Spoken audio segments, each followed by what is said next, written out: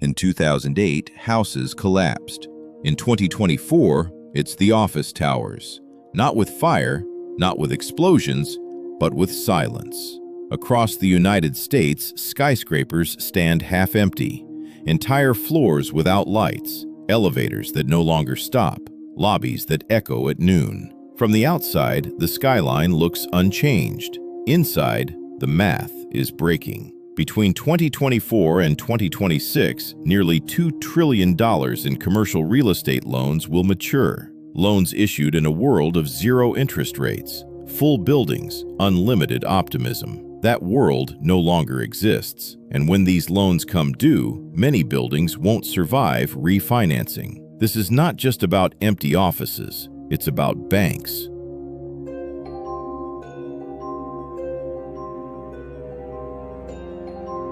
Commercial real estate was one of the quiet pillars of modern finance. Office towers, downtown districts, corporate headquarters. For decades, the formula worked. Companies signed long-term leases. Employees commuted 5 days a week. Rents increased steadily. Banks loved office buildings. They were visible, predictable, stable. By 2019, office property values were near historic highs. Refinancing was routine. Capital was cheap. Then the pandemic accelerated a shift that had already begun. Remote work stopped being temporary. It became structural, and demand never fully returned. In some major cities, vacancy rates climbed above 20%. In certain districts, even higher. A quarter of space unused. But debt does not shrink when demand does.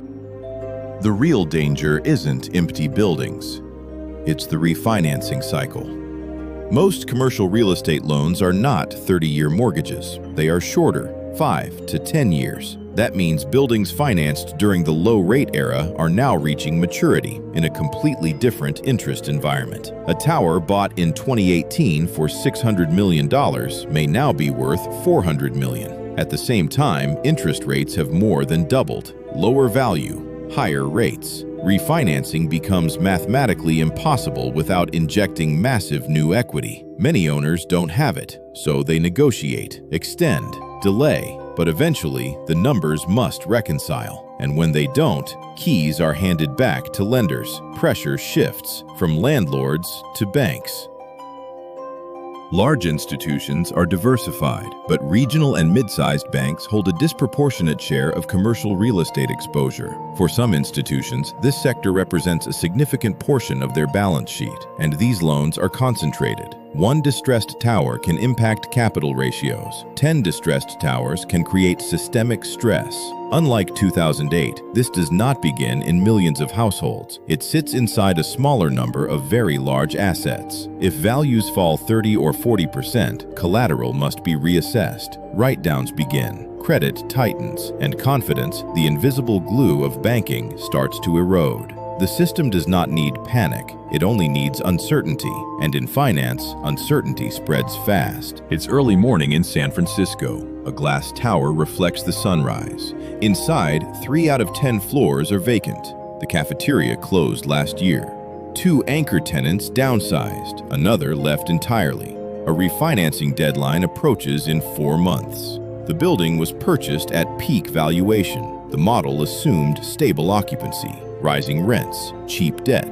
Now the leasing team offers aggressive discounts. Investors hesitate. The bank demands clarity. From the street, nothing looks broken, but the spreadsheets tell a different story. Skylines don't fall overnight. They empty first. This is not a dramatic collapse. It is a repricing. Buildings trade at steep discounts. Equity is wiped out.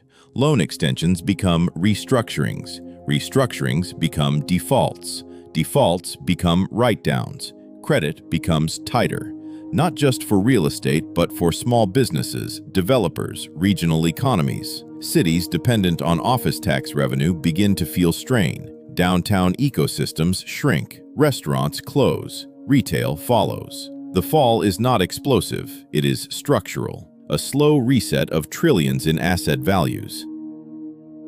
The most dangerous aspect is not today, it's duration. 2024, 2025, 2026. Each year, more loans mature. Each year, more buildings must prove they are still worth what they once were. Some will adapt, converted, repurposed, reimagined. Others will not. And every repricing forces the financial system to absorb losses, quietly, gradually, relentlessly. From a distance, the skyline remains majestic. Steel and glass still reach into the sky. But height is not strength. Cash flow is. Confidence is. Liquidity is. $2 trillion in commercial real estate debt is not automatically a catastrophe, but it is a stress test of leverage, of valuation, of belief. Giants rarely fall because of one sudden blow. They fall when the foundation shifts and no one adjusts in time. And right now, the foundation beneath America's office towers is being tested. Silently.